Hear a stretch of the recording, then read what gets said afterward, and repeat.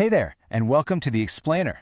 Today, we're diving into a seriously thrilling story pulled straight out of the biblical text. Imagine a setting that's completely pitch black, freezing cold, and just echoing with suspense. We're looking at Psalm 57. It's this incredible story about being stuck in a terrifying situation, but somehow finding the ultimate source of courage. So, let's just jump right in and trace this wild journey from total fear to absolute victory. So, I want you to think for a second. Have you ever been so scared that you just wanted to, hide? Maybe a massive thunderstorm rolled in, or the lights suddenly went out, and your very first instinct was to dive straight under your blankets, or maybe retreat to the back of your closet. It is totally normal to look for a safe spot when things get overwhelming, right? Well, the main character in today's explainer, his name is David, he felt that exact same way. He was desperately looking for the ultimate hiding spot because honestly, he was in some very serious, real-life danger. All right, let's set the scene, using the biblical text. The very beginning of Psalm 57 gives us the backstory. It says this was written by David when he had fled from Saul into the cave. So David is literally on the run.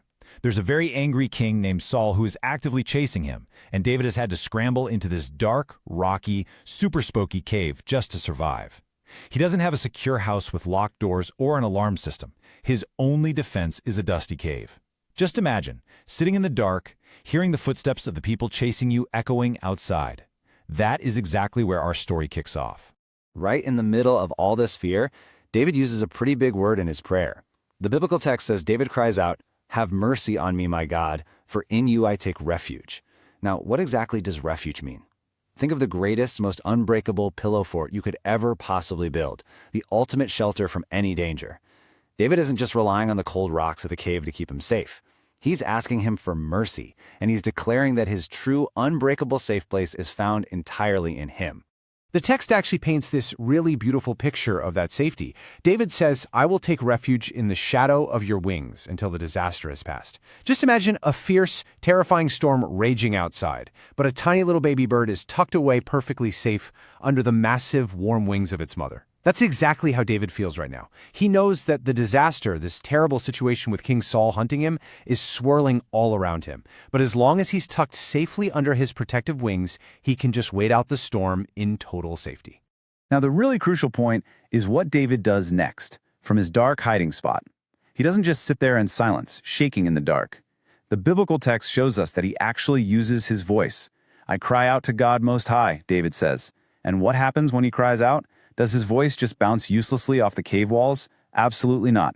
He sends from heaven and saves me, the text tells us. David has total, absolute confidence that even though he's hiding in a crack in the dirt, he hears him all the way from heaven and steps right in to help. So, we know David is safe under his wings, but what exactly is lurking just outside the cave? What are the scary things David was hiding from in the first place? Well, in the next part of the biblical text, David describes the danger using some intensely spooky imagery. Seriously, his description of his enemies sounds like something straight out of a monster movie. Just listen to this terrifying comparison. David says, "I am in the midst of lions. I am forced to dwell among the ravenous beasts." He describes these men chasing him as having teeth that are spears and arrows and tongues that are sharp swords. I mean, wow, that is terrifying. He is surrounded by people who want to tear him apart like wild, hungry animals.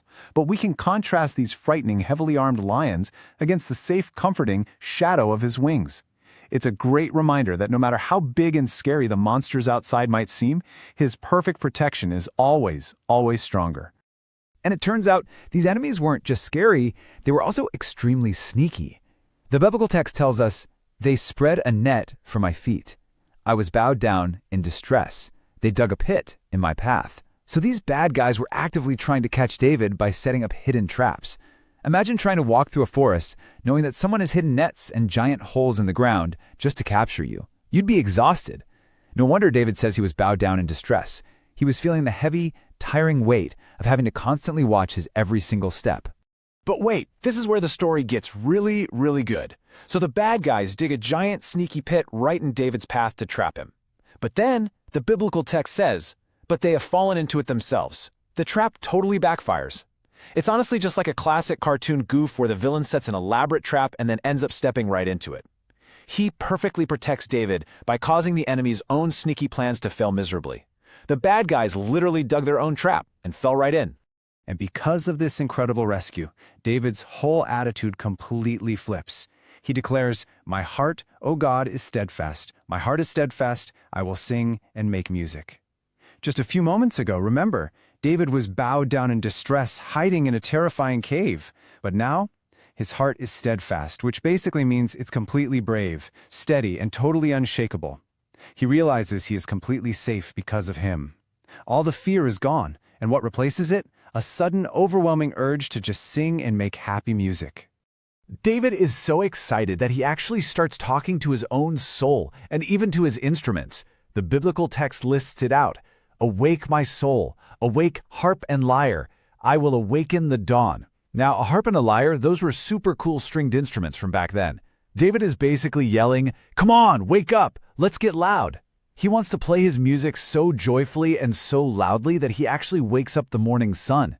The dark, scary night in the cave is finally over, and it is time to bring on the bright, musical dawn. And David definitely doesn't want to keep this amazing rescue a secret. He promises, "I will praise you, Lord, among the nations. I will sing of you among the peoples." This terrifying night hiding from enemies has completely turned into a massive morning party of praise. David promises that he's going to tell everyone, absolutely everywhere, about him. He wants all the nations and all the peoples to know exactly how perfectly he protects those who take refuge in him. So, what's the core reason David is so full of praise? Well, it all comes down to this incredible takeaway from the biblical text. He says, "For great is your love reaching to the heavens, your faithfulness reaches to the skies." Just imagine going outside, looking up at the sky on a super clear day, and trying to see where it ends. You literally can't. And that is exactly how big his love and faithfulness are. His love is bigger than the sky, which means he is more than big enough to handle absolutely any fear, any lion, or any sneaky trap we could ever face. And this brings us to the grand finale of David's prayer. "Be exalted, O God, above the heavens. Let your glory be over all the earth."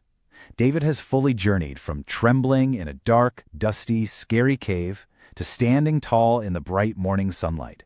He takes his focus completely off his enemies and gives all the glory, all the credit, and all the honor to him.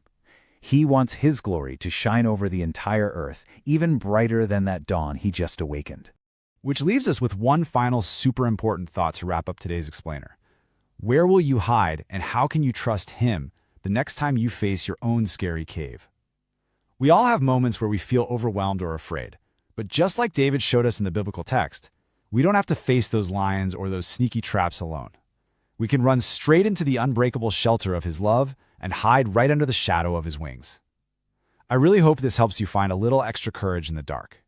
Thanks so much for hanging out with me today, and keep looking for those amazing lessons in the text.